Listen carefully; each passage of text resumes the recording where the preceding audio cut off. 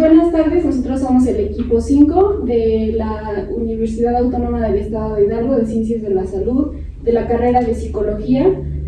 Vamos a entrevistar al psicólogo Arturo González López, quien nos va a dar un poco de información sobre la terapia de aceptación y compromiso. Bueno, para comenzar, queríamos que si nos podría hablar de su formación académica y profesional, por favor. Ok, claro que sí, muchas gracias por la entrevista, por la invitación. A todos un saludo, a su audiencia. Pues bueno, no suelo hablar mucho de esto, pero trataré de ser muy concreto de la formación. Ya tengo bastante tiempo con esto. Pues soy psicólogo de formación básica, soy licenciado en psicología. Estamos hablando de formación académica, ¿verdad? Sí. Y bueno, mi formación académica fue, la formal, pues fue la licenciatura en psicología, lo que me fue bastante bien. Ahí tuve un honoris causa de la licenciatura en psicología, el primer lugar de la generación y por mi tesis. Después hice por ahí una especialidad que no suelo presumir mucho en psicoanálisis, pero ya ese tipo de sombras quedaron en el pasado. Después de eso, en educación formal, pues tuve la maestría en psicoterapia cognitivo-conductual, salud mental y familia, ya igual tiene rato de esa maestría.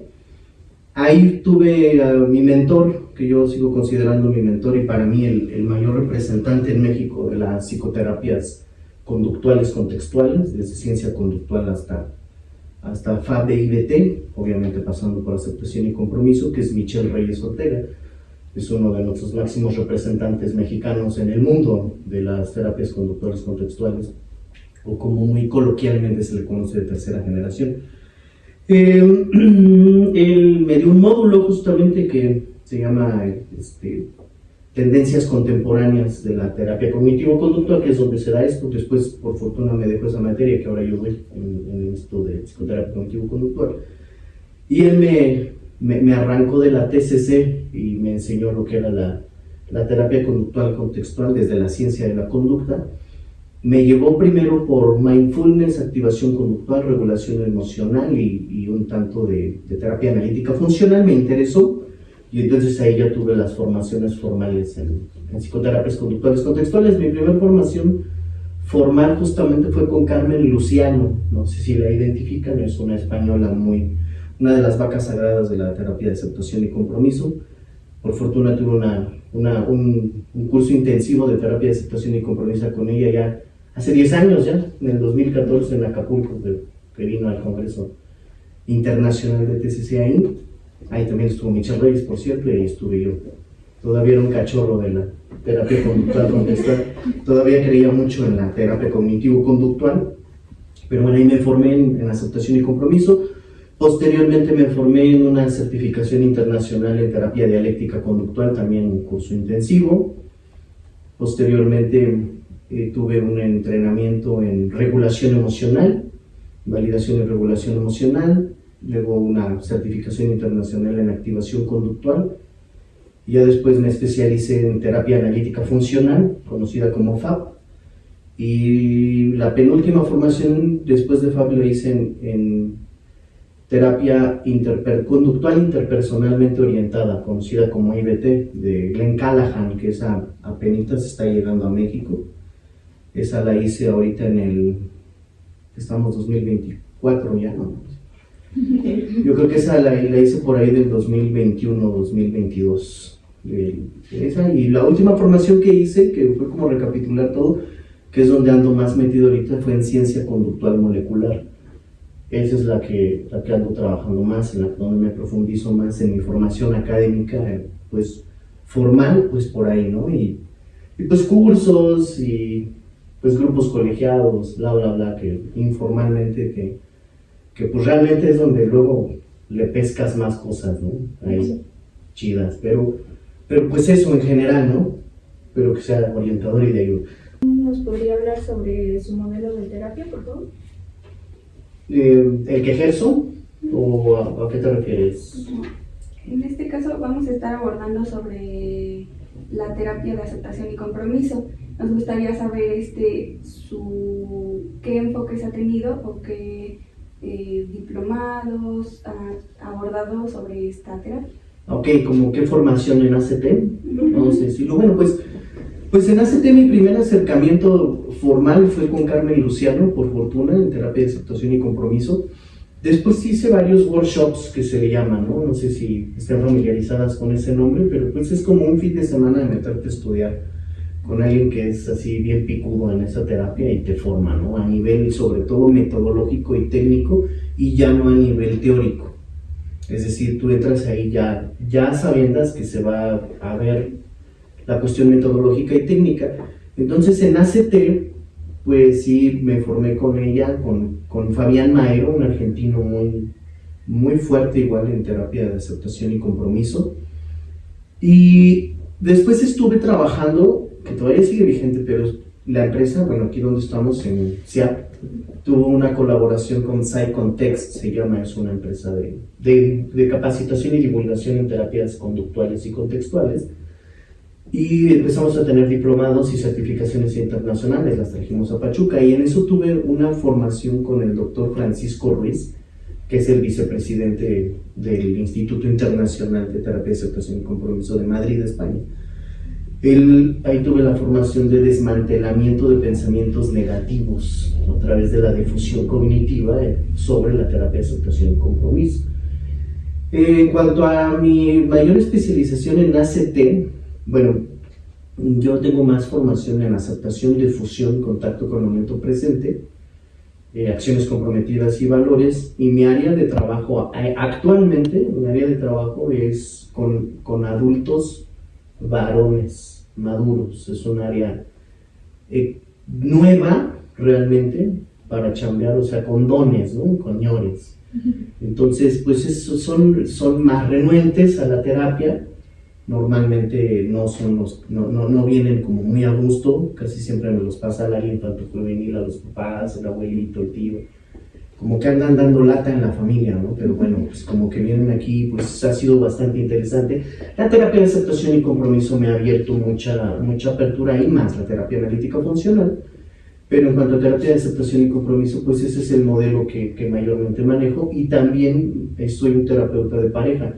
Entonces manejo terapia conductual integrativa de pareja bajo los lineamientos de la terapia de aceptación y compromiso. Es decir, la terapia conductual integrativa de pareja está muy basada en el hexaflex de ACT, es decir, de generar mayor aceptación a las características de la pareja más que buscar la modificación forzosamente de patrones conductuales inmediatamente, que muchas veces las parejas llegan así.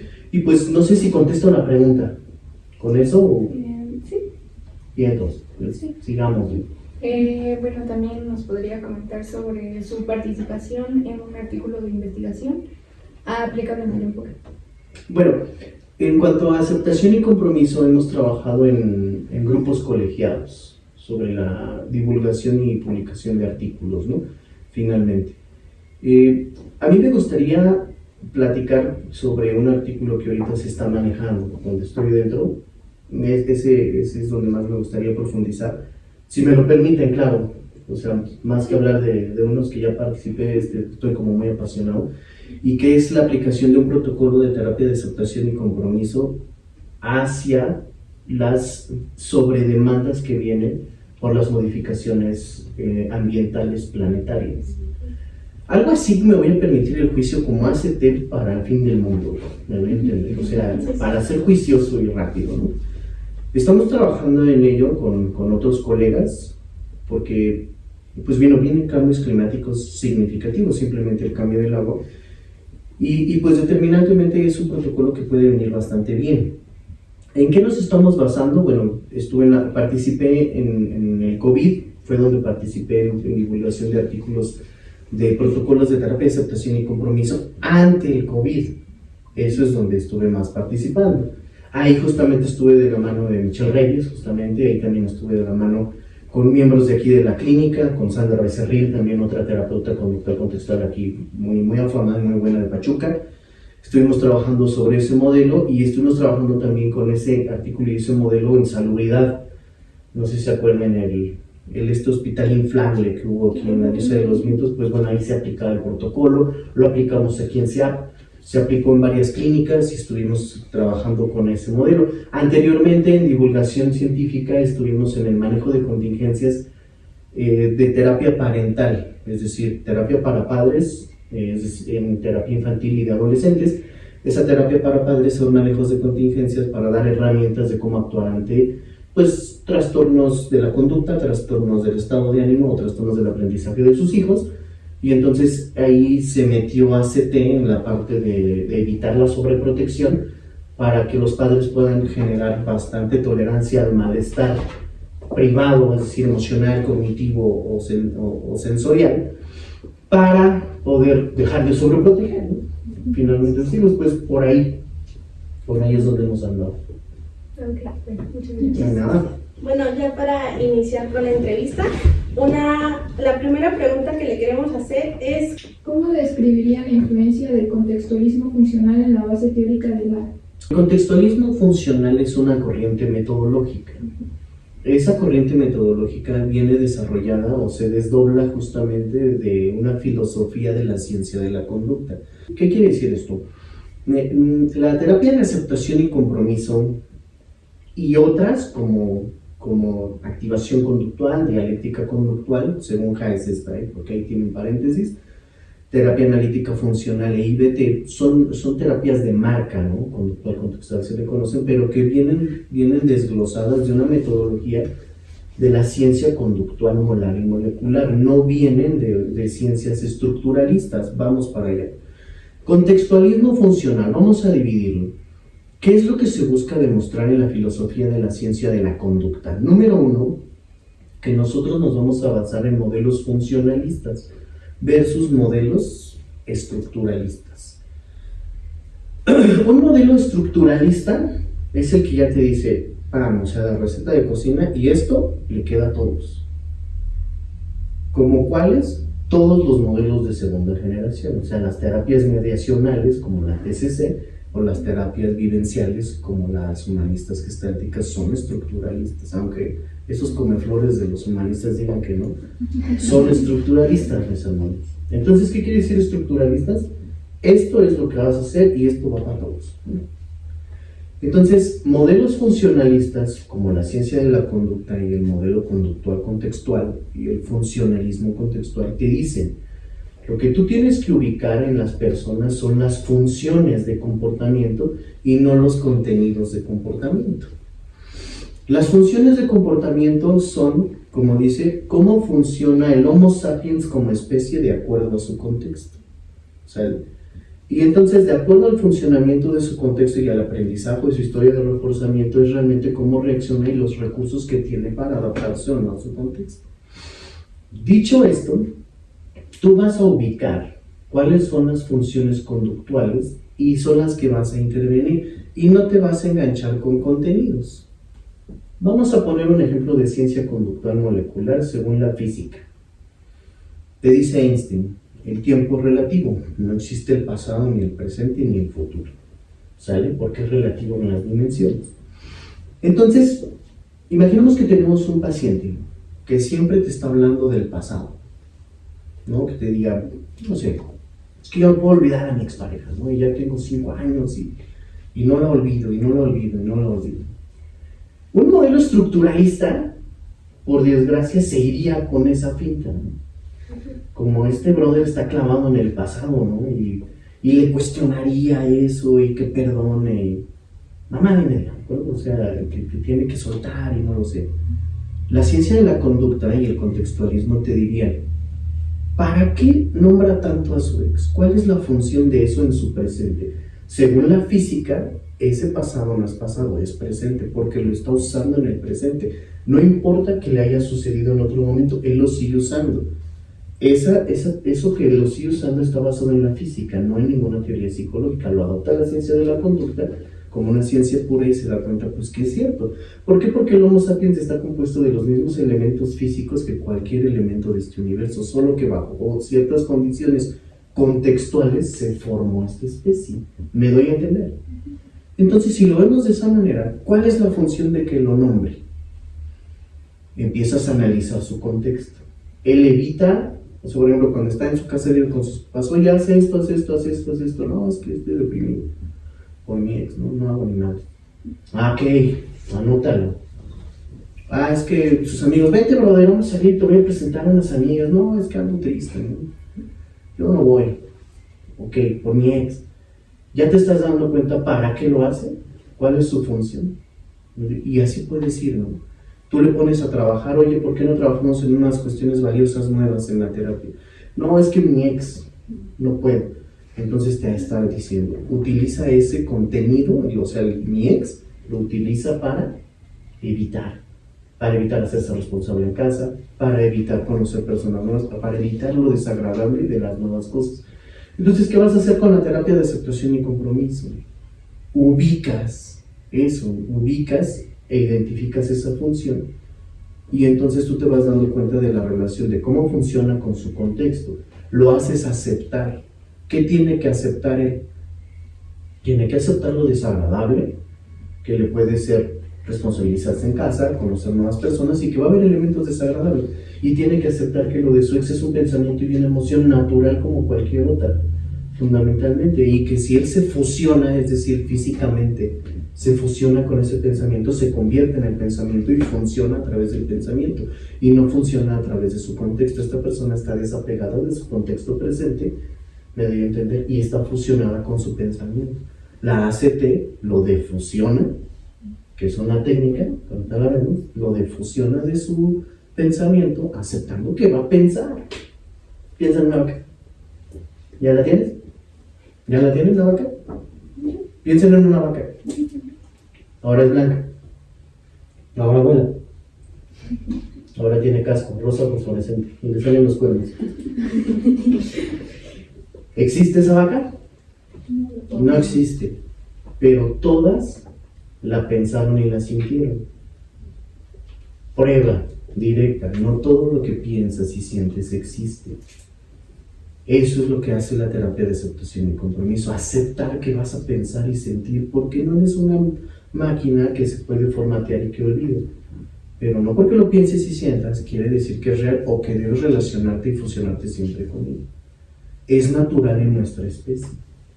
Ahora, si tú logras que se defusione y acepte y aprenda a convivir con esas emociones y pensamientos de una manera más cercana a lo que la persona quiere ser en este mundo, entonces la vas a poder vincular con su contexto, fundamentalmente. Y de eso hay evidencia científica, porque lo hace la física, la química y la biología. Pero entonces podemos meter 1000 mentalismos ahí, ¿no? Y pueden cuestionar, pero entonces lo dejas así, no, o sea, muchos mentalismos no tienen evidencia. Entonces, ¿cuál es la influencia del contextualismo funcional? Que hace al terapeuta, lo educa para ubicar funciones y le quita los mentalismos. ¿Qué es un mentalismo? Un mentalismo es un intento conceptual de explicar la conducta, pero que no sirve para modificar ni intervenir. Puede generar predicción, pero no influencia, ¿me doy a entender? O sea, el síndrome del emperador, el síndrome de no sé qué cosas, te puede describir 1000 cosas de la persona y ahí se queda, no te ayuda, no ayuda a la persona en nada, solo la etiqueta y ya. Entonces, el contextualismo funcional lo que hace es, deja de etiquetar a la gente, incluido el DSM, respetuosamente, pero no estoy devaluándolo, no sirve, ¿sale? Entonces, es etiquetar, de nada te sirve etiquetar si no vas a ayudarlo a modificar. Entonces, el contextualismo te dice, deja de etiquetarlo porque la persona aprende y reacciona de acuerdo a su contexto. Entonces, a eso se le llaman métodos metodológicos, perdón la redundancia, ideográficos, o sea que toda la terapia la adaptas a la persona exactamente como vivió su vida y su contexto y no lo obligas a adaptarse a las teorías que ni comprobadas están. ¿Me doy a entender? Así. De esa cual quieren que sigamos. ¿Esta o nos vamos con otra? Yo creo que esta, la de ¿qué técnicas o ejercicios específicos emplea en las sesiones de ACT? Bueno, antes de hablar de técnicas y ejercicios, sería hablar de estrategias y metodología, ¿no? La terapia de aceptación y compromiso busca, fundamentalmente, evitar la filosofía de normalidad sana en nosotros. Entonces, lo primero que hacemos es generar una estrategia de aceptación, determinantemente, que nos hable de una aceptación radical de la naturaleza de nuestra especie. O sea, culturalmente nosotros estamos siendo entrenados para evitar lo desagradable y para que cuando llega algo desagradable a nosotros tengamos una reacción. Esa reacción fue aprendida de nuestro contexto, de nuestros padres, etc., ¿no? Supongamos que todos en este momento estuviéramos molestos o enojados o iracundos. ¿Cómo reacciona cada quien cuando se siente iracundo?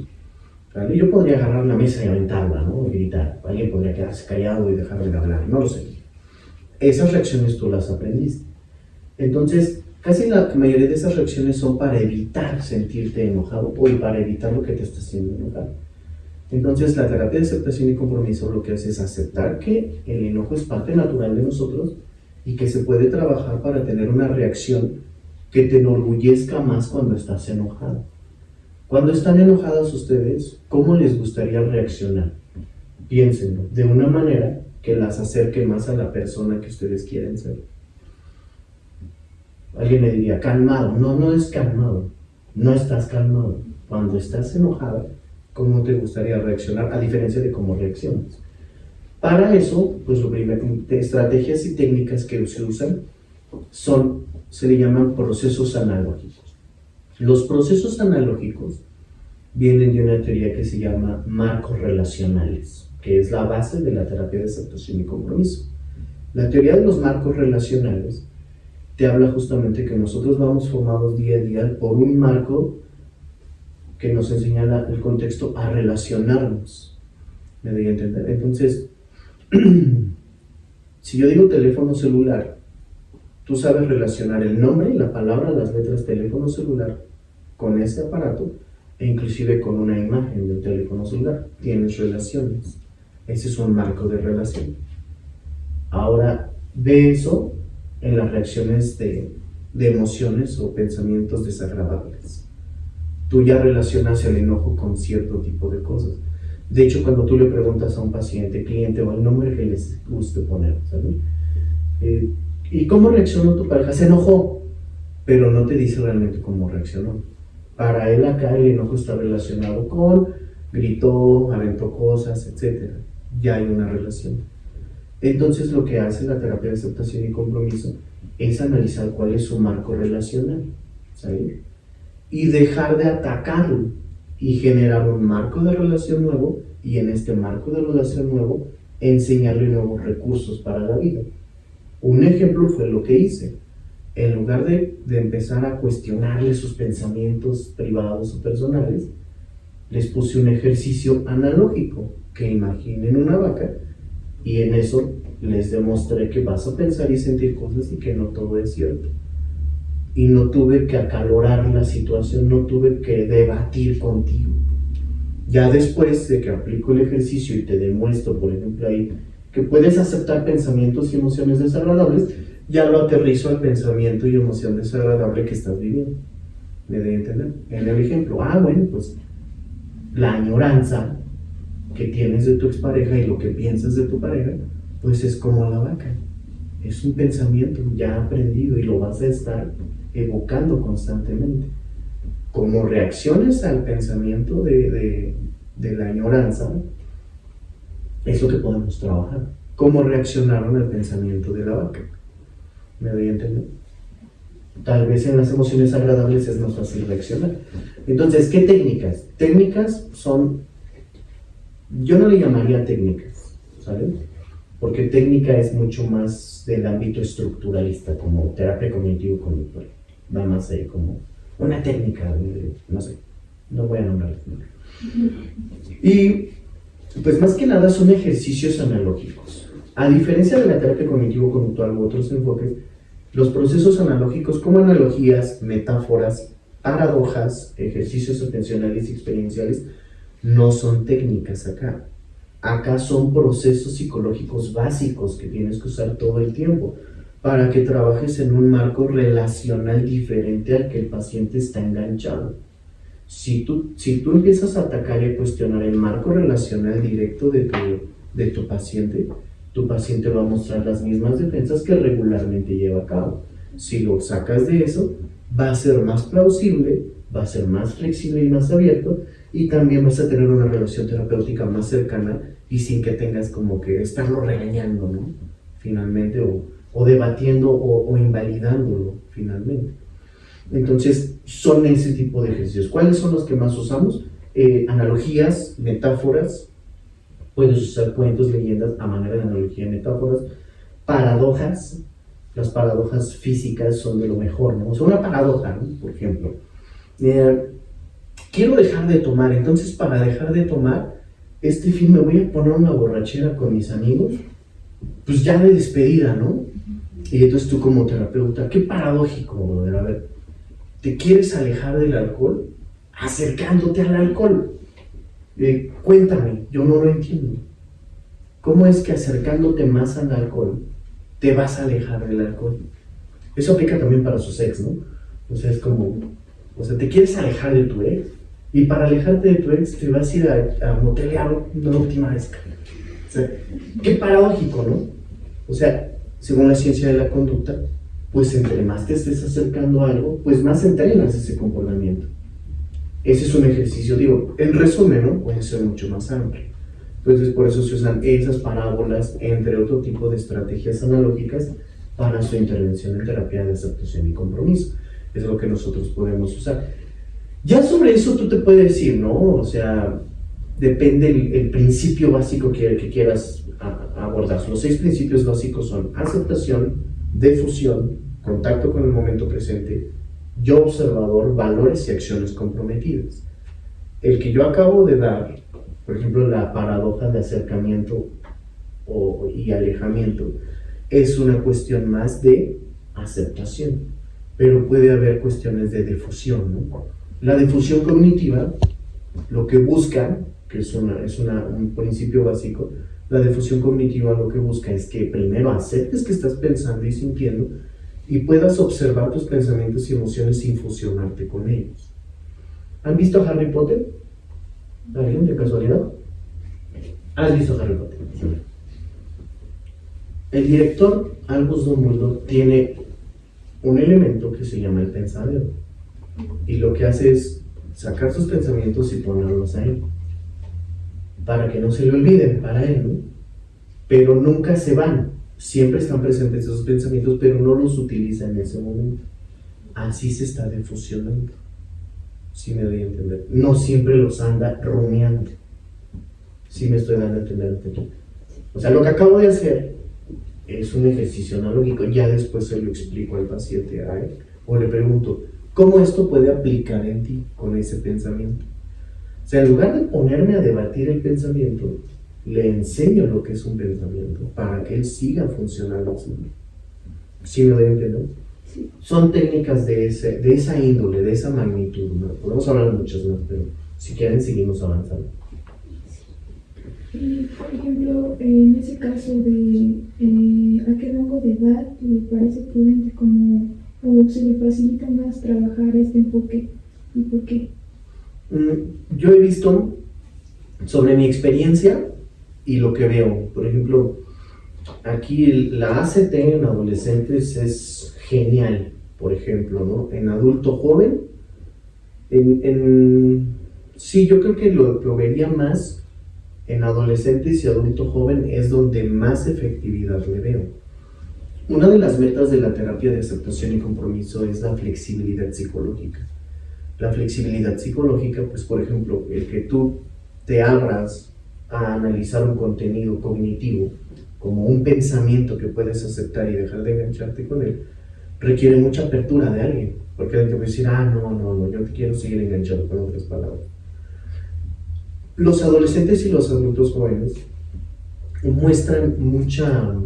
actualmente igual muestran mucha más cultura y apertura a la psicoterapia en general, pero están muy interesados en vivir su presente.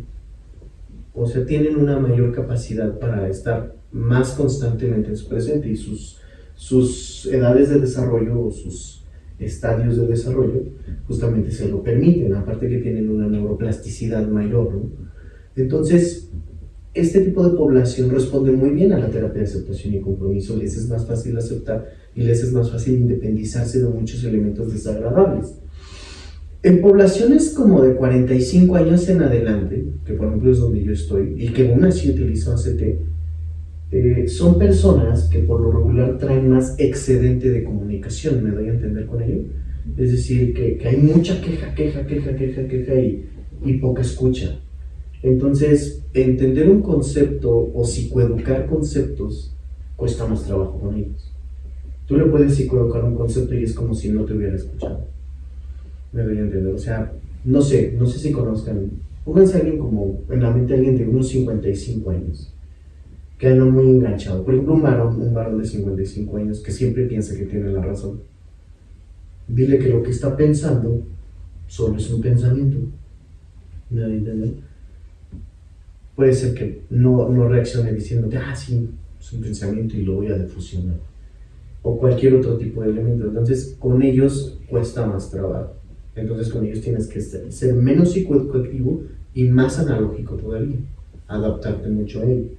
Pero, determinantemente, veo más éxito terapéutico en adolescentes y en adulto joven, sobre todo, ¿no? Es donde yo veo como prácticamente ahí, dependiendo de un diagnóstico más reservado, ahí lo podemos ver, pero pues la ACT tiene avances y inclusive tiene mucho éxito hasta en psicosis, ¿no? Finalmente. Entonces, pues determinantemente sus limitaciones son claras, pocas pero muy claras, pero determinantemente en esas poblaciones es muy fiel, muy leal y muy fácil de aplicar, bien entrenado, bien aplicado, tiene mucho éxito terapéutico, la terapia de aceptación y compromiso, justamente. Abordando eso sobre las limitaciones, ¿nos podría compartir algunas de las que usted ve en esta terapia? Las limitaciones de ACT las veo justamente en poblaciones con una gran rigidez psicológica, con baja neuroplasticidad y sobre todo con impresionantes excedentes de comunicación. Por eso lo veo más en poblaciones adulto maduro o adulto mayor. Me voy a entender, ahí le llego a ver, aunque yo estoy en esa área y utilizo ACT, siempre acompaño ACT, como se dice, con FACT, o sea, LACT. Se acompaña una FACT, que es terapia analítica funcional, con terapia de aceptación y compromiso. Entonces, aplicar la ACT pura en estas poblaciones sí se puede ver limitada, porque requieres constantemente el ejercicio analógico y buscar mucho la cuestión de la aceptación.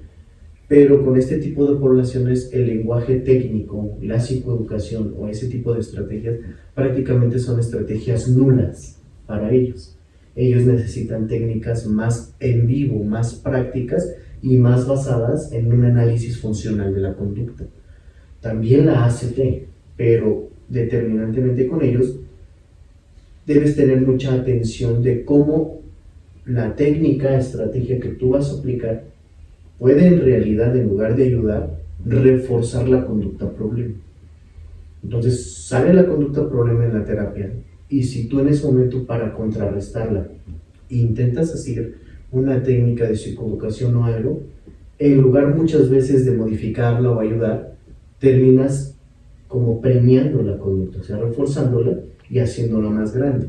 Por eso ahí se acompaña de analítica funcional. La terapia analítica funcional es una terapia donde determinantemente tú puedes ubicar exactamente cuándo reforzar, cuándo castigar en vivo, y después que logras eso, lo sacas a la generalización de la conducta.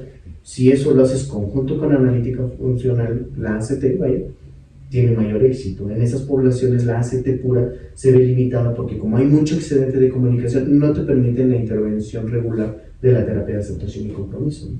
Finalmente esa es la población y pues obviamente en área, vamos a decirlo así, aquí tenemos el área de estimulación temprana. En áreas de estimulación temprana, pues en bebés no, es imposible.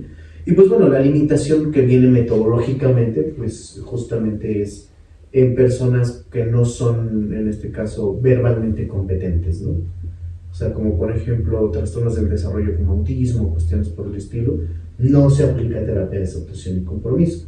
Es solamente para personas verbalmente competentes, únicamente, que son dignas de análisis funcional de la conducta. Personas que no son verbalmente competentes ya son dignas de análisis aplicado de la conducta, es decir, donde todo el contexto, todas las contingencias están bajo tu control. Cuando tú solamente tienes 1 hora a la semana con una persona para ayudarle, la ACT es excelente opción, pero es con personas verbalmente competentes, ¿sabes? Y ahora nos puede compartir desde su experiencia cuáles considera que son algunas ventajas y desventajas sobre este enfoque. Sí, bueno, la mayor ventaja que yo te puedo decir para la humanidad y que por lo tanto yo colocaría en los años que llevo y que pues he estado trabajando en varios modelos clínicos, ¿no? Enfoques y modelos clínicos. La mayor ventaja que yo vería sería justamente la cultura de poder identificar que va a haber elementos desagradables en nuestro contexto y en nuestra vida, y que aprender a relacionarnos de manera más efectiva y que nos acerque a las personas que queremos ser con esos elementos desagradables, determinantemente nos va a cambiar la vida. O sea, el año pasado tuve la oportunidad de estar en el Congreso Internacional de Terapias Conductuales Contextuales de aquí de Pachuca y me tocó dar este tema. Pues la ACT cambia vidas. O sea, la gran ventaja es que las personas, en lugar de estar rechazando lo desagradable de su vida, ya sea privado como pensamientos, sensaciones, emociones o experiencias públicas como pues, lo que hace tu pareja, tu familia, no sé, sus maestros, por decirlo así, cuestiones así, enfermedades crónico-degenerativas, etcétera, te hace aprender a reaccionar diferente ante ellos, o sea, aceptar que sí van a estar presentes las incomodidades.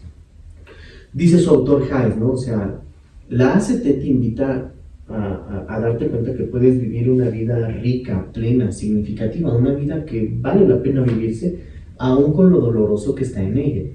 Entonces la gran ventaja sería eso. La primera gran ventaja sería que nosotros aprendemos a relacionarnos con nuestras emociones desagradables, etcétera, de una manera más efectiva y que nos acerca más a quien queremos ser. Su desmitificación de las emociones, ¿no? No existen las emociones negativas, positivas. Su entrada de la ciencia de la conducta te hace ver que el negativo y el positivo es sumar o restar, ¿no? Matemáticamente, nada más. Pero que solo son desagradables, no son malas. O sea, esas serían las ventajas. ¿Qué ventajas podemos encontrar? Bueno, las ventajas que podemos encontrar, por ejemplo, en conductas depresivas, ansiógenas y sobre todo en prevención o intervención de conducta suicida, justamente, pues es que al relacionarte de manera diferente con los elementos desagradables, te da una mayor funcionalidad y efectividad en tu día a día, aún con los elementos desagradables. Que los elementos desagradables pueden ser, no sé, episodios ansiógenos, episodios depresivos, hablando ego, como se dice en la psicología clínica, ¿no? Egodistónicamente, ¿no? Y con las personas más egosintónicas, es decir, con las que tienen más problemas de personalidad, pues les puede ayudar mucho más a aceptar cuestiones y observarse a sí mismos, porque una persona egosintónica pues no se da cuenta pues, del desmadre que hacen, ¿no? Entonces les ayuda más como a observarse. Esas serían las ventajas, ¿no? Te ayuda mucho, por ejemplo, la ACT con la terapia dialéctica conductual, con la DBT, que es la jefa del suicidio, ¿no? De la prevención del suicidio. La DBT se ayuda mucho de la ACT pues para que las personas en ese tipo de gesto o pensamiento puedan ver de manera diferente y relacionarse de manera diferente con todo lo desagradable que están viviendo y aceptarlo y seguir su vida, ¿no? De una manera más rica, más plena y significativa. Otra ventaja que le veo es que sí genera menos desgaste para el terapeuta, ¿no? O sea, finalmente ser psicoterapeuta realmente, o sea, dedicarte a la clínica en psicoterapia, sí es una profesión bastante desgastante, que es algo que en la licenciatura jamás te dicen, ¿no?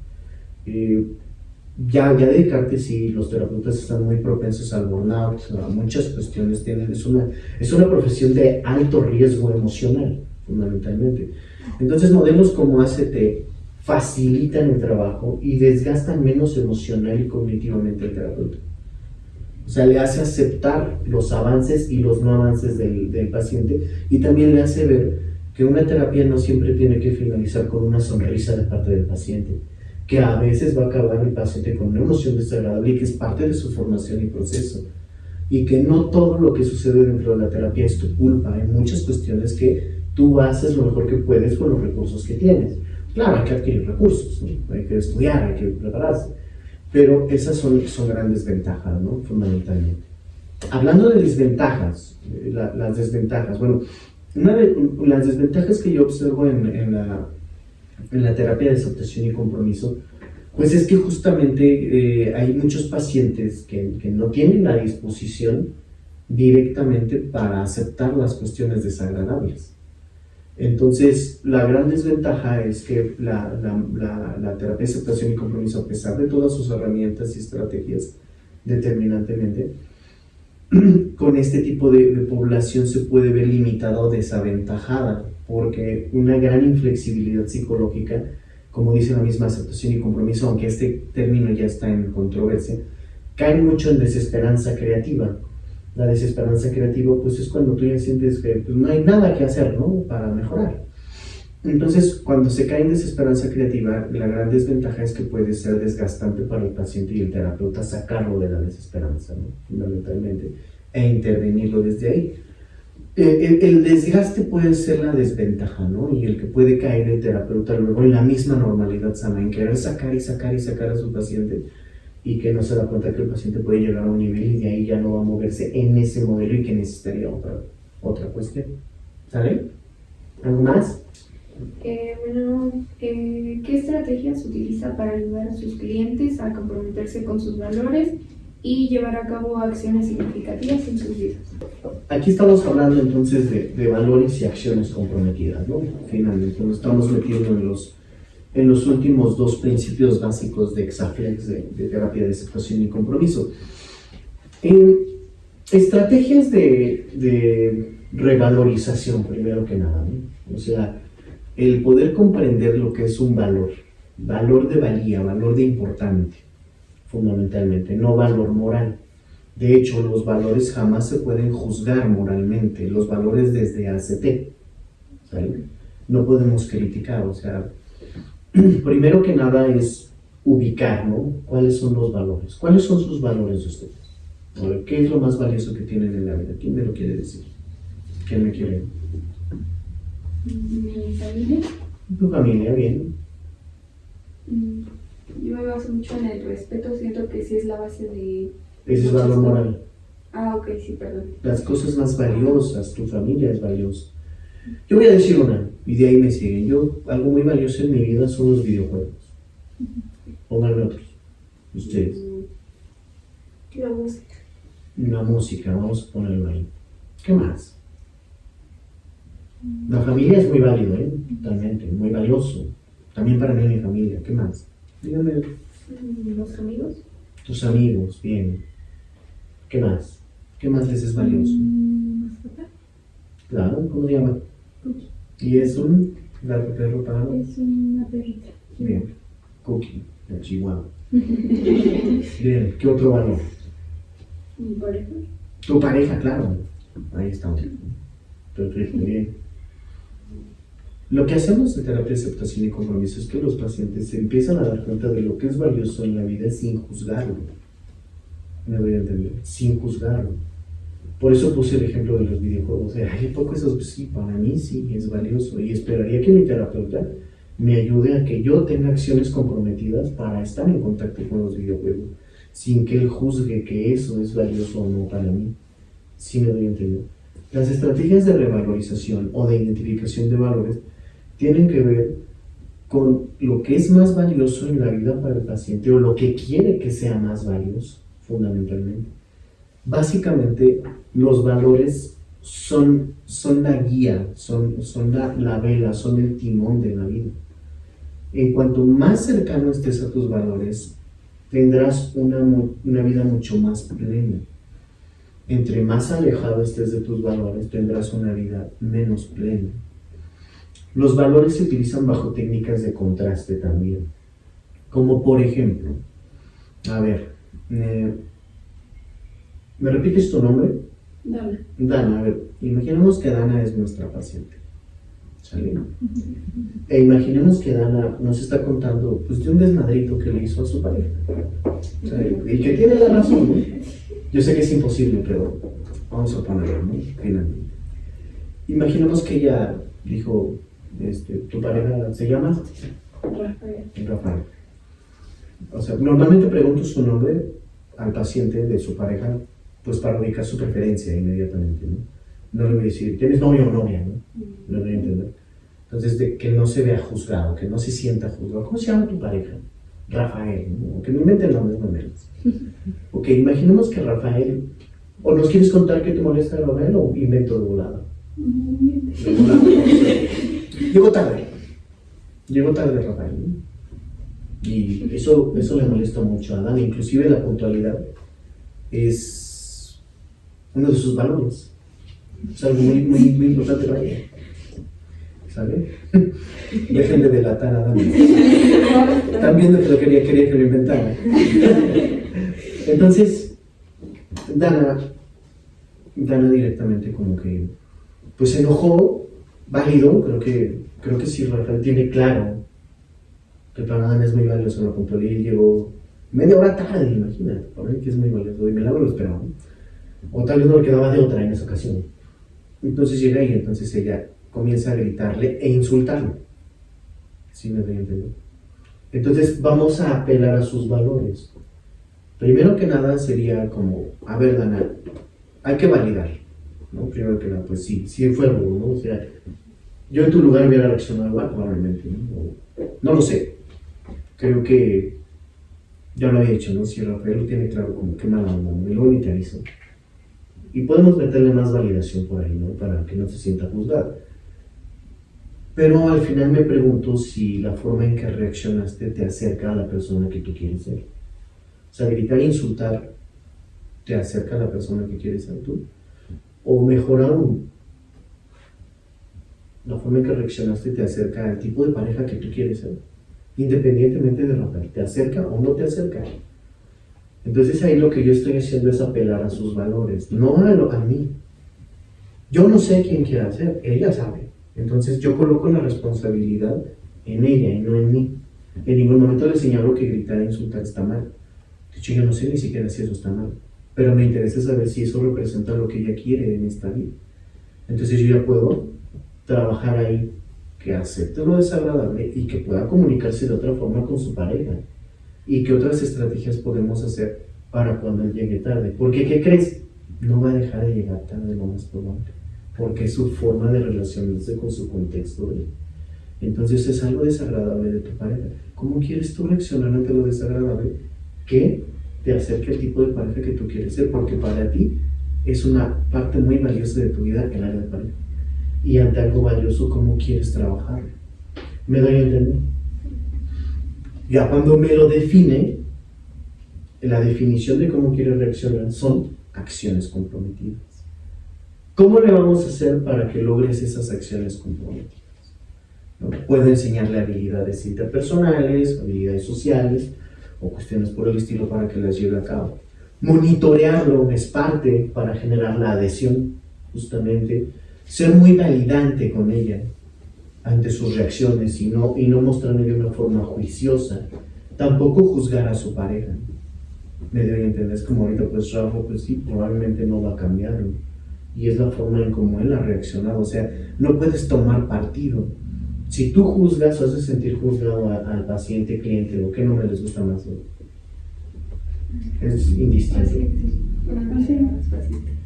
Paciente, perfecto. Entonces, si yo juzgo a mi paciente, entonces no voy a acercarla a sus valores.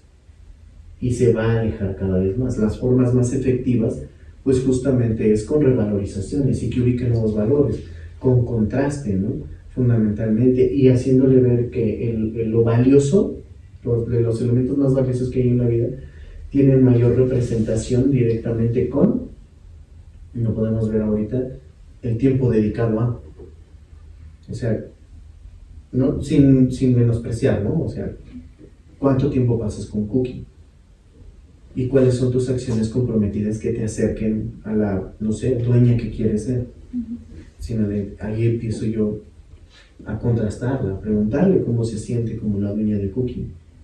Y si ella se siente orgullosa de cómo está haciendo. Y si no, ¿de qué manera, no? ¿De qué acciones comprometidas me puede ofrecer a mí y obviamente a ella misma para sentirse más orgullosa como la dueña de Cookie? Fundamentalmente. O sea, a mí me gustan los videojuegos. ¿Cuánto tiempo juegas a la semana? No, pues 1 hora. Bueno, pues no sé si realmente es tu valor. O sea, ¿Cuánto tiempo te gustaría dedicar? ¿Cuáles serían tus acciones comprometidas? En las acciones comprometidas, pues es donde salen mayores áreas de oportunidad, ¿no? Que ya puedes tú estar trabajando justamente día a día en el contexto del paciente. ¿Órale? Dale. Dime. Bueno, la siguiente pregunta es, ¿cómo evalúas si la ACT es adecuada para un cliente en particular? Bueno, los indicadores justamente o la forma de medición, tú los vas ubicando justamente a través de la modificación del comportamiento. Viendo lo que estamos hablando desde la ciencia de la conducta, ¿no? Bajo la ciencia de la conducta no hay una subdivisión, no hay pensamiento, emoción, comportamiento, es juntos. Tú aprendiste que con el enojo reaccionas de tal manera conductualmente y piensas este tipo de elementos, ¡pum!, van juntos. Entonces tu modificación es integral, es monista, se le llama. Entonces sobre cada peldaño que tú vas ubicando, tú vas determinando justamente hasta qué alcance estuvo de modificación o si no hay ningún tipo de modificación. Entonces, si tú aplicaras, por ejemplo, ejercicios de aceptación y te llega en la otra sesión, en este caso, con síntomas o reflejos cognitivos, emotivos o conductuales que reflejan mayor tolerancia, te das cuenta que hay mayor avance y que determinantemente tú puedes en este caso avanzar desde esa índole. Por lo tanto, sí es un modelo que le puede quedar, ¿no? Fundamentalmente. Pero vaya, conforme vas teniendo, en este caso, formación, tú te vas dando cuenta de características específicas que necesitas, en este caso, ubicar para que sea candidato o no a ACT, ¿no? Desde una primera sesión tú tienes que ubicar qué tipo de tratamiento le puede quedar. ¿Sale? ¿Qué tipos de trastornos suelen tratar con mayor frecuencia en la ACT? Pues bueno, mira, vuelve a lo mismo, ¿no? Nos vamos a dar el chance de contestar la pregunta, pero bajo estos modelos no se mide así, no se trata así. Porque bajo la terapia ciencia de la conducta y la conductual contextual no se etiqueta. O sea, no es como tal trastorno, tal trastorno, tal trastorno. Nosotros tratamos las funciones. Entonces realmente, o sea, si me lo dices, pues prácticamente cualquier trastorno. Sí me lo doy a entender, porque vas ubicando de manera molar y molecular. O sea, puedes tratar cualquier cosa, pero vamos directamente. ¿Qué sí puedes tratar? Cualquier cosa que sea para una persona verbalmente competente. Pero si queremos ponerle nombres, si nos permitimos un tanto lo nomotético y estructuralista, pues te va a ser muy funcional de trastornos egodistónicos inmediatamente, como ansiedades y depresiones y todos sus derivados que vienen de ahí. Esos son tipo de trastornos que son muy sencillos tratar desde terapia de aceptación y compromiso. Ahora, si tú lo quieres ver desde la parte nomotética de los trastornos egosintónicos, o sea, los trastornos de personalidad, pues sí, o sea, los trastornos, o sea, de índoles, vamos a llamarle así, de TOC, narcisismo, etcétera, es muy efectiva, fundamentalmente, sin ningún inconveniente. Porque, si te das cuenta, en todo este tipo de personalidades, pues hay una gran intolerancia al malestar. ¿No voy a entender? Y sus estrategias de reacción hacia su contexto son más del estilo de manipulación o de control. Entonces la ACT pues te ayuda mucho a trabajar pues la incertidumbre y la ausencia del control, fundamentalmente. Entonces ese tipo de trastornos como narcisista, paranoide, TOC son muy buenos. Un trastorno que yo creo que es así infalible para la ACT es el evitativo, ¿no? Y todas sus derivadas evitativas, o sea, todas esas cuestiones ansiógenas y que faltas de habilidades sociales vienen muy bien. Trastornos histriónicos también, y el TLP lo acompaña muy bien con DBT, o sea, sin ACT sola con el trastorno límite de personalidad, no. O sea, con terapia dialéctica conductual acompañada de ACT le viene muy bien. Donde luego puedo ver que puede ser un tantito limitada es en los esquizos. O sea, esquizotípico, por ejemplo, ¿no? O sea, el esquizoide todavía, como es muy parecido al evitativo, sí, todavía como que da buena batalla, pero el esquizotípico luego es renuente, es muy renuente, y los esquizoides esquizotípicos tienden mucho a la poca verbalización. Entonces, como tienen poca verbalización, luego te dan poca chamba, entonces tienes que adaptar la ACT a conductas no verbales. ¿Sale? Aunque son verbalmente competentes, su aprendizaje y su estilo de comportamiento es más hacia el silencio y hacia el comportamiento no verbal o más a comportamiento cognitivo. Entonces tienes que hacer mayor adaptación sobre ese tipo de trastornos. ¿Sale? Sí. Otra sería, ¿cuáles son algunos de los problemas más comunes que enfrentan los clientes al comenzar con la ACT? Uno que sí te voy a decir mucho es caer en la trampa de sobreatribución, ¿no? ¿Cuál es esta trampa? O sea, en general el cliente, y por desgracia también muchos terapeutas, caen en esta trampa de siempre querer saber el por qué. O sea, es que yo vengo porque quiero saber por qué me comporto así, ¿no? Se comporta así porque así aprendió a comportarse, se acabó. O sea, donde no haya aprendido así, yo aprendí. Es su forma de reaccionar ante ello. Entonces la terapia de aceptación y compromiso busca mucho jalarlos y orientarlos, me doy a entender, hacia la aceptación de ese aprendizaje y hacia la búsqueda de nuevos recursos. Entonces, para muchos clientes, para muchos pacientes, se les dificulta soltar el querer darle mil vueltas a lo mismo y querer aprender nuevos recursos para su presente. ¿Me doy a entender? Eso se le dificulta mucho a los clientes.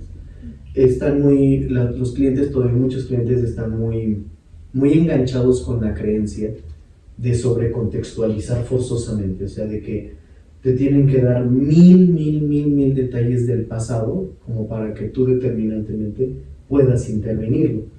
No es así. Claro que debes de saberlo, claro que debes de determinarlo ahí, pero no puedes solamente apelar a la causa.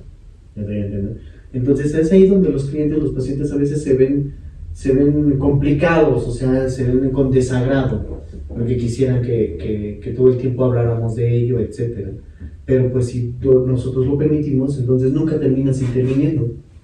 O sea, se vuelve solamente entrevista, no psicoterapia, fundamentalmente, y pues no le vas a servir de ayuda. Y además te está, como les dije la primera, de los primeros comentarios, como se los comentaba, ¿no? O sea, ¿para qué está usando ese comentario? Si tú ya ubicaste la función de para qué está diciendo y diciendo eso y quieres cambiar la función, él no quiere cambiarla, él quiere seguir bajo el mismo recurso. En otras palabras, a los clientes les cuesta trabajo a veces soltar esos recursos. ¿Me doy a entender? Sale. Y justamente en este caso de que existe esa resistencia al cambio, ¿cómo lo abordan sus sesiones? ¿O qué formas utiliza específicas? Más recursos analógicos. O sea, todavía muchos más. Es decir, todavía tienes que hacerle más analogías, más metáforas, fundamentalmente, que te puedan ayudar. O existen dos estrategias que te pueden ayudar mucho. Una se llama la Matrix. ¿Sale? Por desgracia elegimos la sala de juntas, pero en los consultorios están algunos rotafolios con estas estrategias, se los puede haber enseñado, pero bueno. La Matrix es un contraste de 4 cuadrantes en un método cartesiano, que lo que justamente hace es contrastar sus experiencias privadas y públicas conforme los aprendizajes que han tenido.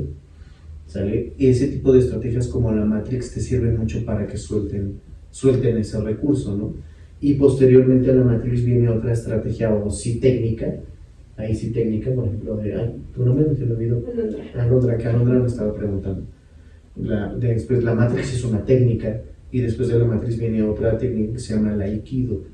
Entonces, puedes meter Matrix justamente para que él vea ese contraste, y después el Aikido, que le muestra cómo sus cuadrantes, es decir, tú lo puedes componer sobre un cuadrante, las experiencias, en este caso públicas, ¿no? Y privadas, que nosotros podemos determinar, las privadas que siente y cómo es que determinantemente está de esa manera, ¿no?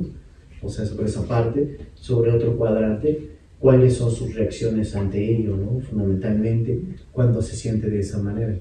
Puedes poner en el primer cuadrante los valores, lo más importante que él tenga, ¿no? En el primer cuadrante. En el segundo cuadrante que viene aquí, privado, cuáles son sus experiencias privadas, pensamientos, emociones, etc. Después en el tercer cuadrante, que ya es lo público, cómo reacciona ante ello, cómo reacciona ante esos pensamientos y emociones desagradables, y en el cuarto cuadrante, cómo le gustaría reaccionar para acercarse a sus valores, cerrándolo. Le haces dar toda la vuelta para darse cuenta que mientras la persona siga enganchada en eso, nunca se va a acercar a sus valores. ¿Sale? Y después el Aikido son funcionalidades de cómo su comportamiento pasa por todos los cuadrantes funcionando o disfuncionando, ¿no? Disfuncionando para la persona que quiere ser, ¿sabes? Es como lo podemos llevar a cabo, justamente. Y entonces, bueno, ¿cómo evalúa el progreso del cliente? ¿Tiene un tiempo determinado? No, como nosotros somos funcionalistas, la ciencia de la conducta siempre te va a decir que, para empezar, que es hiper soberbio decir en tantas sesiones, para empezar a decir que no tienes evidencia de ello. Y además menos si no conoces el caso, ¿no? Tenemos una formulación de caso, ¿no? Si lo vamos a llevar por eso. La formulación de caso justamente lo que te hace son mapas clínicos de formulación que te va haciendo justamente anotar cada avance en cada principio básico de la terapia de aceptación y compromiso, y tiene todo un componente, ahí sí, estructural, que te va haciendo anotar en cada ámbito molar o molecular qué está pasando, y en cada sesión vas haciendo y modificando tus anotaciones, y es lo que te hace medir el avance, y también te hace ubicar dónde no hay avance y qué otras estrategias necesitan. ¿Saben? ¿Y cómo se aseguraría de que sus clientes comprendan y se comprometan con el proceso de la ACT? Pues mira, en realidad no me gustaría subjetivizar, ¿no? O sea, realmente para que tú te puedas asegurar, por decirlo de esa manera, lo que tú puedes llevar a cabo es como plantear el objetivo de la terapia con el cliente. O sea, finalmente es como que el cliente comprenda y nos quede claro a todos cuál es el objetivo de la terapia. Y realmente toda la terapia va a llevarse hacia las preguntas de contraste si lo que estamos llevando a cabo lo acerca a ese objetivo o lo aleja del objetivo. Conforme tú logres modificación de comportamiento a través de las estrategias técnicas y metodologías de ACT, modificaciones que lo estén acercando más a su objetivo, pues más adhesión al tratamiento va a haber. Pero es tu función no desviarte del objetivo terapéutico. O sea, tú como terapeuta va a ser muy tentador que te va a decir muchas cosas del paciente sobre los que tú podrías irte. Inclusive personalmente tú vas a tener juicios sobre el paciente y vas a querer quitárselo. O sea, por ejemplo, no sé, o sea, en el ejemplo que ponía, es respetuoso, Dana, no es personal, pero tú podrías ser la terapeuta de Dana y decir, pues ya déjalo, ¿no? Tú pensar que ya, si lo deja va a estar mejor. Y llevarlo hacia allá, pero no es su objetivo terapéutico. Y si no es su objetivo terapéutico, no es tu vida. Es que estaría mejor según tú, no según la ACT. La ACT te dice, hay que acercarlo a su objetivo aunque a ti no te guste. Entonces, si tú no te desvías del objetivo, sería una forma como planteando bien los objetivos terapéuticos y tú no desviándote de ellos. Me doy a entender. Principalmente. ¿Sale? Bueno, ¿qué consideraciones especiales tiene o tendría en cuenta al trabajar con clientes con enfermedades graves en términos de la terapia de aceptación y compromiso? ¿En un caso hipotético o de que ya lo haya manejado? ¿Cómo qué enfermedades? ¿A cuáles graves se refieren? Físicas, psicológicas. Físicas. Sí. Por poner un ejemplo, podría ser algún padecimiento crónico como el cáncer o incluso diabetes. ¿Qué consideraciones hay que tener para ellos? Sí. Bueno, la primera consideración es que sí debes de educarte en la enfermedad que tengan. O sea, conocer la enfermedad. O sea, para que no vayas a decir alguna pendejada, ¿no? O sea, como con un invidente, pues que vea, ¿no? O sea, determinantemente, o con insuficiencia renal que tome más agua, no lo sé. O sea, determinantemente, primero, la primera consideración es que debes médico educarte de ello, y no solamente en internet. O sea, sí ir con algún especialista, o sea, relacionarte con el tema. Porque si bien tienes bien este tipo de elementos, relacionarte con el tema sería la consideración determinante. Un elemento que les puedo decir es considerar 100% las limitantes físicas que no puedes cambiar. ¿Sí me doy a entender? En esto. Por experiencia propia, tal vez he atendido cáncer, he atendido IRC mucha, insuficiencia renal, diabetes es muy común, pero yo creo que un caso muy desafiante que tuve fue la parálisis, ¿no? O sea, por ejemplo, silla de ruedas, no movimiento de brazos, o sea, pues prácticamente cuerpo vegetal, ¿no? Y pues ese sí fue desafiante, porque pues el objetivo de la ACT es una vida rica, plena y significativa, pero sin el movimiento de ningún miembro, pues está rudo generar una vida rica, plena y significativa, la verdad.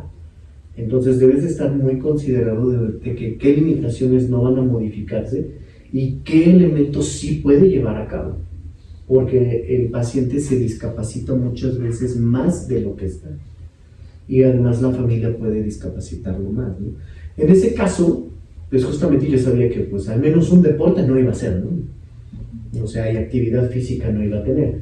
Tenía leve movimiento de una mano, de las dos manos tenía leve movimiento y leve movimiento de brazos, nada más.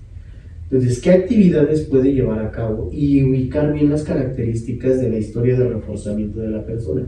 ¿Qué elementos sí les son plenos, significativos o valiosos para poderlos combinar y llevarlo hacia esos valores, sea lo que sea, fundamentalmente? ¿Sí me doy a entender? De manera que no se desvíe de ello. Fue muy difícil con él porque pues tenía una actitud de desesperanza creativa crónica, yo lo podría decir. Además nació con esa limitación, por lo tanto pues determinantemente era muy duro. Sí se logró acercar, pero siempre y cuando no muestres juicio ni presión sobre de él, ¿no? Otras consideraciones que se deben de tener, no olviden el nombre. Les invito a que más que llamarles terapias de tercera generación, su nombre es terapia conductual contextual. Ese es el nombre de este enfoque, si le quieren llamar así. Por algo te dice contextual.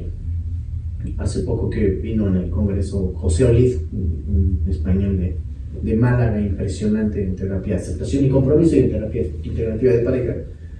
O sea, te dice, no puedes llamarte un terapeuta conductual contextual si no intervienes en el contexto. Entonces, si tú vas a intervenir en una persona crónico-degenerativa, y en general yo le diría si vas a intervenir a CT, ¿no? Pero pues tienes que intervenir a la familia, ¿no? Porque, por ejemplo, tuve una persona con condición de diabetes y pues la familia era, no, que no se enoje, ¿no? Tiene diabetes, le va a subir el azúcar. Cuando determinantemente lo que necesitamos es que la persona adquiera recursos para reaccionar diferente en su enojo. Me doy a entender, y que las personas de sus miembros de la familia no lo sobreprotejan sobre esa causa. Pues tampoco que lo anden picando para ello, ¿no? Pero que no lo sobreprotejan.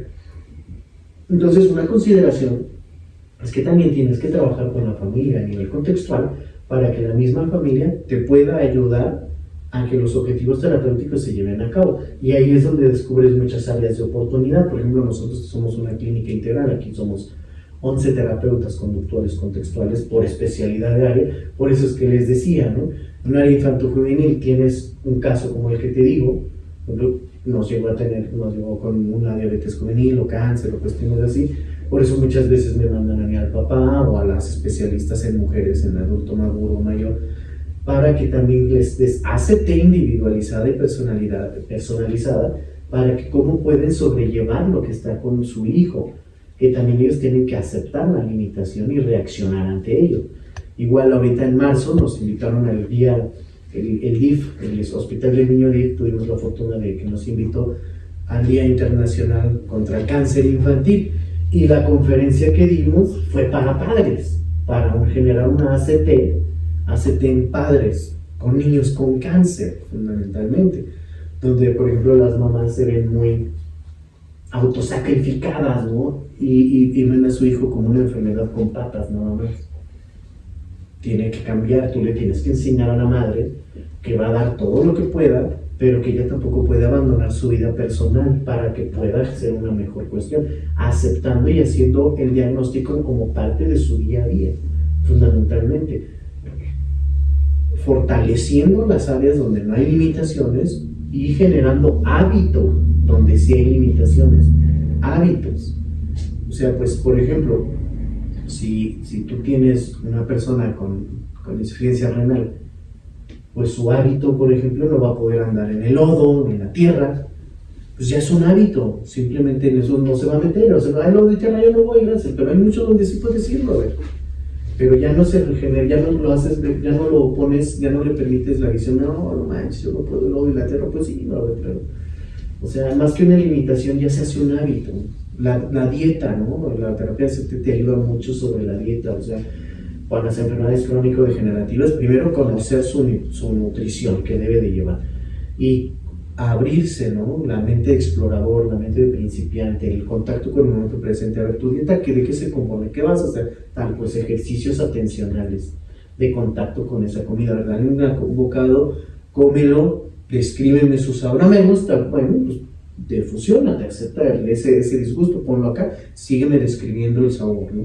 De manera que lo vinculas. Entonces, en concreto debes conocer sus limitantes, sus fortalezas, su nutrición, su tratamiento médico, porque pues realmente lo que tú vas a hacer la chamba ahí no solamente es de la adaptación y habituación del día a día de la enfermedad a su vida, sino también vas a ser clave para la adhesión al tratamiento médico y nutriológico. ¿Sale? Okay. Bueno, la siguiente pregunta es, ¿cómo influyen los avances teóricos y empíricos en la terapia de aceptación y compromiso en su aplicación práctica con los pacientes? Yo te diría, pues influyen en totalidad, porque si se dan cuenta, realmente la ACT tiene poca relación con un libro de teorías de personalidad de licenciatura, o cero relación. O sea, realmente los avances científicos, yo te podría decir directamente, una teoría que yo le veo una aplicación impresionante en la terapia conductual contextual es la teoría del todo de Stephen Hawking. O sea, y ese es un avance científico, físico y tecnológico, y no viene de las, ¿cómo decirlo para no ser grosero, ¿no? Pero pues no viene de las cuevas antiguas de la psicología, ¿no? Pues realmente ya no nos están dando nada. O sea, viene de la apertura a las ciencias exactas. Entonces, la física, la química, la biología y las matemáticas, y obviamente por lo tanto la tecnología, están definiendo mucho el camino de la terapia de aceptación y compromiso, como se los explicaba desde la física. O sea, lo que se necesita fundamentalmente es abrirnos a que las ciencias puras y las ciencias que sí son comprobadas nos ayuden a entender el Homo sapiens como entienden el planeta mismo. Tenemos que entender al ser humano, al Homo sapiens, de una forma antropomórfica y no antropocentrista. ¿Me doy a entender? ¿A qué me refiero? Las teorías antiguas de la psicología entienden al Homo sapiens desde una forma egocentrista e impresionante, como que pues nosotros nos cosemos aparte de todo el planeta, ¿no? Somos el milagro del planeta y casi el planeta nos debe de agradecer por existir aquí, ¿no? Finalmente. Los avances tecnológicos, si te das cuenta ahorita, las innovaciones en ecología, en conservación, etcétera, te habla de que la desadaptación del Homo sapiens a su contexto es lo que está generando el final del planeta en realidad. Entonces, terapias como los modelos conductuales contextuales lo que hacen es acercar realmente al Homo sapiens a sus recursos naturales y a las naturalezas que tenemos como especie. Por eso utilizamos más los avances científicos y nos desapegamos mucho de las teorías psicológicas antiguas que pues realmente, como dice la ciencia conductual, pues solamente han sobrecomplejizado el entendimiento de la especie y no han ayudado a su mejoría.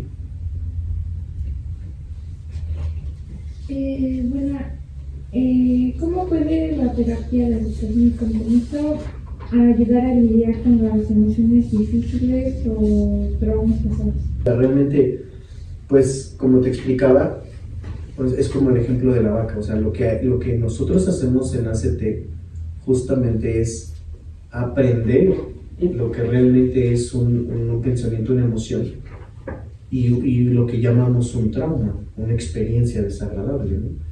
O sea, primero a entenderlo como una parte natural de la vida y como algo que siempre el Homo sapiens va a tener todos. O sea, lo que hace justamente es generar mucha aceptación ante lo natural que es vivir eso y sobre todo a aprender nuevos recursos y nuevas formas de relacionarse con ese tipo de experiencias, fundamentalmente a las que normalmente llevamos a cabo. O sea, normalmente llevas cierto tipo de reacciones ante lo que tú puedes decir un trauma. ¿Me doy a entender? ¿Cómo quieres reaccionar ahora? Tienes un trauma, ¿qué haces cuando lo nombras o cuando lo vuelves a revivir? ¿Cómo reaccionas ante ese trauma? ¿Cómo quisieras trabajar? O sea, la persona que tú quieres ser, ¿cómo te gustaría que reaccionara ante ese trauma? Llamándole y dejándole ese nombre. Ah, bueno, quieres reaccionar de esa forma. ¿Qué tenemos que hacer para que logres reaccionar de esa manera? Entonces, pues, lo hace bajo la terapia misma, o sea, aceptar, de fusionarse, aprender a estar en contacto con tu momento presente. El cuarto peldaño se llama el observador, aprender a observar, ¿no? Aprender, por ejemplo, que eso es parte de ti, es como una botella de vino, por decirlo así. Sírvela y se te fueron unas 3, 4 gotas en la mesa y no cayeron en la copa. Las 4 gotas son parte del vino, pero no porque cayeron afuera quiere decir que deja de ser un vino tinto. Entonces esas 4 gotas son tus emociones difíciles o traumas, son parte de ti, pero no definen quién eres. No eres en sí esa emoción y no eres en sí ese trauma. Son esas 4 gotas que ahí están y sí, pues son parte, pero eso no define ni la etiqueta, ni la botella, ni la temperatura, ni el añejamiento que tuvo. Eso es un proceso analógico, una metáfora, ¿no? Finalmente. Entonces, así es como aprendemos a que las personas vayan a lidiar con ello, ¿no? Finalmente. Y bueno, basado en su experiencia, ¿cuál ha sido el proceso analógico de la terapia que le resultó más eficaz en cuestionar pacientes con depresión? A ver, vamos como a recapitular. Mira, te voy a ser bien franco, esta vez sí, como que voy a derivar la pregunta. No tengo respuesta, ¿no? Dijera, cuando estaba con Maero y nos hacían preguntas así, o le hacían respetuosamente, ¿no? Yo sé que está en información. Él decía, ni puta idea. Y yo te diría, no sé, o sea, yo te podría decir cuál fue el proceso analógico más eficaz que me funcionó con Dana, cuál fue el más eficaz que me funcionó con Ari. ¿Me entiendes? Porque la ciencia de la conducta no ve a la depresión como algo, como el enemigo a vencer. Me doy a entender, y que lo más eficaz es esto. Más bien es como, pues el proceso analógico que más le queda a Dana son las paradojas, y tiene depresión y le ayudaron un chingo en su depresión. Pero a Ari las paradojas no le sirven. Por ejemplo, te voy a poner un ejemplo directo, ¿no?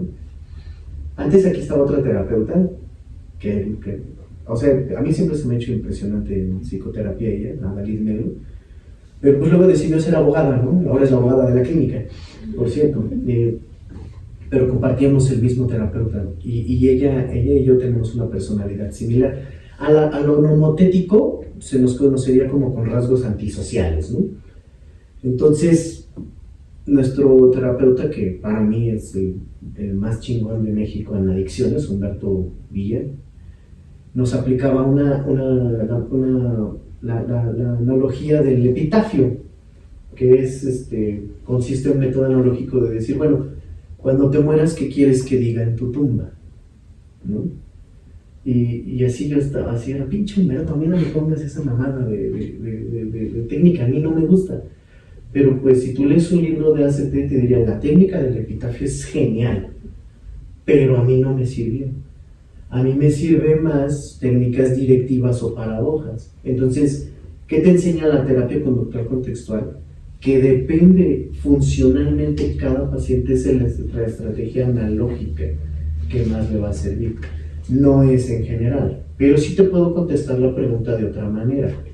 En análisis de grupo control experimental, el tratamiento mundialmente, ya por OMS, más eficaz para la depresión es la activación conductual. ¿Sale? Ese es el mejor tratamiento de todos, seguido por la farmacoterapia psiquiátrica y en tercer lugar la terapia cognitiva de la depresión de Beck. Si combinas activación conductual con farmacoterapia, pues todavía tiene mayor efectividad. También tiene métodos analógicos, pero no va a haber un método analógico que más. Y a mi experiencia, no, o sea, cada cliente, cada persona me exige generar nuevos procesos analógicos. yo soy de los terapeutas que utiliza pocos ejercicios analógicos del libro, los voy formulando en el momento. De hecho, aquí somos más así, para que les sirvan más sobre su contexto. Por ejemplo, en el área infanto-juvenil, que lo podrían decir, las terapeutas infanto-juveniles aquí se la pasan viendo series, caricaturas que estén en boga y en tendencia en niños y adolescentes, para de ahí sacar sus metáforas y analogías, más que las que vienen en el libro, me doy a entender, y tienen más eficacia. ¿Cuál es su experiencia trabajando con clientes que enfrentan dificultades para aceptar sus pensamientos y emociones? ¿Cuál es mi experiencia en eso?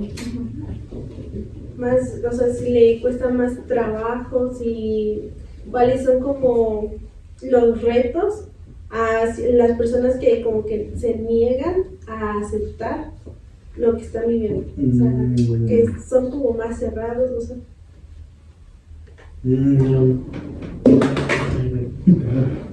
A ver, ponme un ejemplo como de qué respuesta buscan. Como qué haría con esos clientes o cómo me hacen sentir a mí esos clientes. Será como cómo lo hacen sentir en ese aspecto. No, pues sí te desespera, ¿no? O sea, no, sí te encabronan esos clientes. O sea, te es muy, vamos a decirlo, es muy frustrante. Y más si ya te dijeron que sí y regresan y siempre no. O sea, como, sí, yo creo que la mayor frustración que se enfrentan es cuando, a ver, vamos a trabajar aceptación. No, es que yo acepto que es así, pero que cambie. Entonces, es como, entonces, yo creo que por eso les compartía que esta es una profesión de mucho riesgo emocional, o sea, terminas muy cargado y muy desesperado, ¿no? Tu entrenamiento personal también en ACT es fundamental para que tú también puedas defusionarte, ¿no? de todo esto. O sea, si tú logras tactar, aquí le llamamos tactar como a identificar cómo te está haciendo sentir el cliente, y cuando te sientes de determinada forma, como yo dije, desesperado o frustrado, vamos a decirlo de esta manera, cómo estás reaccionando con el cliente con esa sensación, ¿me doy a entender? Entonces, tienes que entrenarte en mucha aceptación de que el cliente es así, que el paciente es así, determinantemente, ¿no? Y que fundamentalmente tienes que cuidar tus reacciones ante ello, ¿no? Entrenarte en tener reacciones que le ayuden más y lo orienten más es difícil, pero es fundamental. Pero sí llega a ser muy desesperante y realmente así, tu nombre otra vez, Alondra, perdóname. Es como, tienes que estar listo para saber que sí te van a desesperar. Y en cuanto a la pregunta que me haces, esa pregunta, así como lo dices, ese es el día a día, más bien. O sea, ese es el día a día. O sea, dense cuenta de la cultura a través de cuáles son los contenidos en los medios de comunicación, ¿no? ¿Qué vemos en los reels a diario? O sea, la evitación de lo desagradable. O sea, no ves en eso fundamentalmente cómo aceptarlo, cómo hacerlo. Es como mucho el evitar sentirnos de determinada forma desagradable. Tenemos muchos pacientes, aquí también tenemos el área de intervención psicológica empresarial, tenemos muchos pacientes que nos mandan de empresa o algo así, que vienen muy adoctrinados del coaching, ¿no? De todo eso. Entonces, tengo muchos pacientes que aparte de mí tienen a su coach. Entonces, bueno, me es desagradable, pero pues he aprendido a interactuar he llegado a hablar hasta con el coach de algún paciente, ¿no? Bueno, sí, vamos a trabajar en equipo, ahora. Y tengo que hacerlo, ¿no? Finalmente, esas son decisiones del cliente, ¿no? O que nos hacen intervenir a nivel empresa también con un coach. Entonces, pues, he aprendido la diferencia, realmente, metiéndome sin juzgar. Pues el coach es muy motivacional, muy de que todo va a ser bonito y sí tienen estrategias para ello, ¿no? Sí tienen estrategias que sí he estado y que dices, cabrón, sí, no, o sea, ahorita voy a salir a partir madres de aquí y voy a ser el más chingón de todos. Ok, ahora, pero paradójicamente eso fomenta que los pacientes, las personas regularmente sigan rechazando lo desagradable. Y que cuando llega lo desagradable se caiga más todavía, ¿no? Por eso mucho del coaching, muchas personas salen más tronadas porque regresan a lo desagradable y no les dieron herramientas para ello. Entonces, eso es lo que tratamos de hacer aquí, y sí cuesta mucho trabajo, es muy frustrante fundamentalmente. ¿Sale? ¿Listo? Bueno, ya hablando de algo un poco más particular, si ha tenido experiencia de tener algún paciente que, o ejemplificar que tenga pensamientos suicidas o tendencia a suicidio, ¿cómo lo aborda el ACT? Bueno, mira, nosotros somos una clínica certificada internacionalmente en prevención e intervención de conducta suicida. Yo te voy a ser muy honesto ahí, o sea, si tú me preguntaras eso, yo sí te diría, aplica DBT y acompaña la de ACT.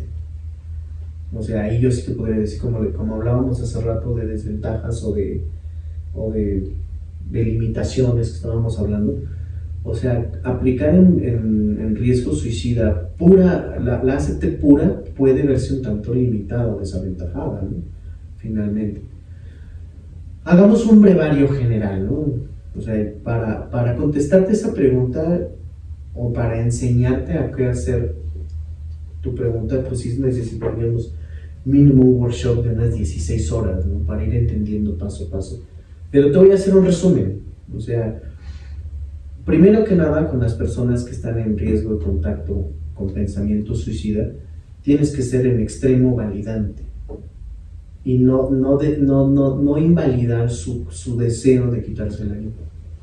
¿Me voy a entender?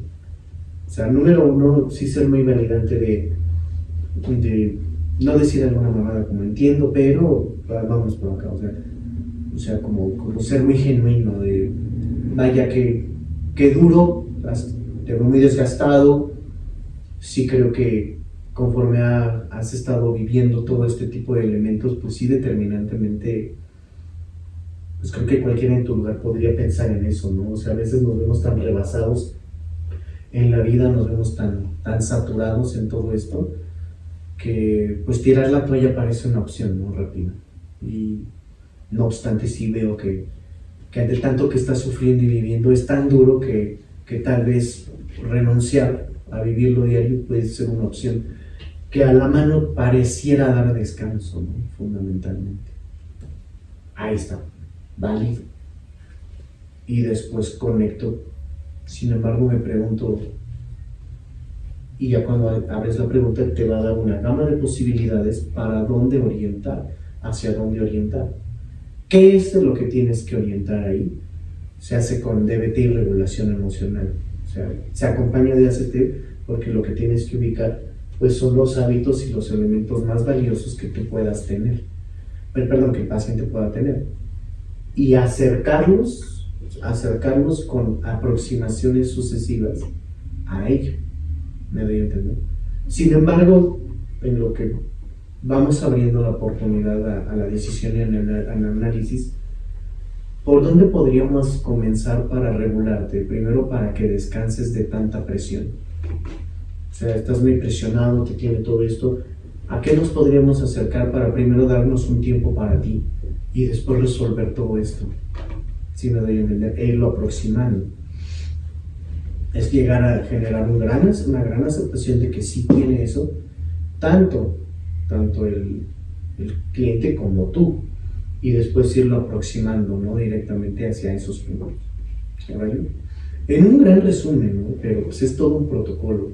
También el coaching telefónico, que se llama en DBT, o el acercamiento al siguiente telefónico, pues se tienen protocolos de conducta suicida, de riesgo suicida, de atención en crisis, de cómo contestar una llamada de atención en crisis en riesgo suicida, fundamentalmente. Entonces es todo un protocolo para esa área, fundamentalmente, y entonces cómo debes de actuar, y basado en qué está, y está basado en ciencia de la conducta, ¿no? Lo que está comprobado que sí funciona, y evitar el mentalismo y la etiqueta, o sea, ser muy cálido, muy cercano, dar un gran seguimiento y pues, ser útil realmente, ¿no? Para ello, en muy grandes rasgos, ¿no? Pero es muy profundo ese tema, ¿no? Aquí nos podría dar un ejemplo de una metáfora que le haya resultado. Bueno, es que creo que aquí se repite igual lo que ya nos dijo, ¿no? Ujú. Pero que si nos puede dar una metáfora que usted haya utilizado, a lo mejor usted dice que las va creando, Ujú. pero no sé si en algún momento haya utilizado alguna en distintas ocasiones que le haya funcionado. Ujú. ¿Y en qué caso fue? Bueno, ¿metáfora en qué era? Alguna que haya utilizado más de una vez y que le haya resultado y en qué caso fue. Bueno, vamos a echarnos esa ya para finalizar, ¿no? O sea, por ejemplo, en casos que sí, esta lo he usado varias veces, ¿no? En casos de cuando las personas andan muy dolidas en el bullying o cuando hablan mal de ellos o cuestiones. A ver. Había una vez una comunidad en China muy remotamente alejada en las montañas, ¿sale? Era un lugar muy frío y un lugar muy tradicionalmente honorable, donde la característica principal y el comportamiento de mayor honor y respeto es el silencio, ¿sale? Esta historia contiene 3 leñadores, el número 1, el número 2 y el número 3. Ellos diarios se levantaban en la madrugada y se iban hacia las montañas viendo paisajes preciosos y hermosos a cortar leña.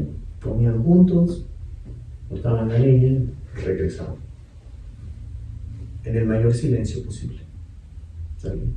Porque eran muy honorables, ¿no?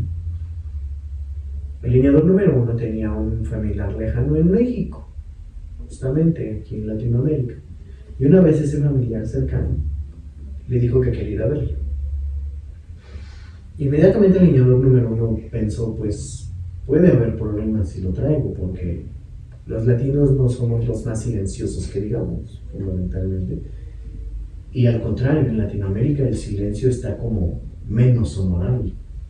O sea, entre más expresivo seas, etcétera, puedes ser más aceptado. Fue totalmente, ¿no?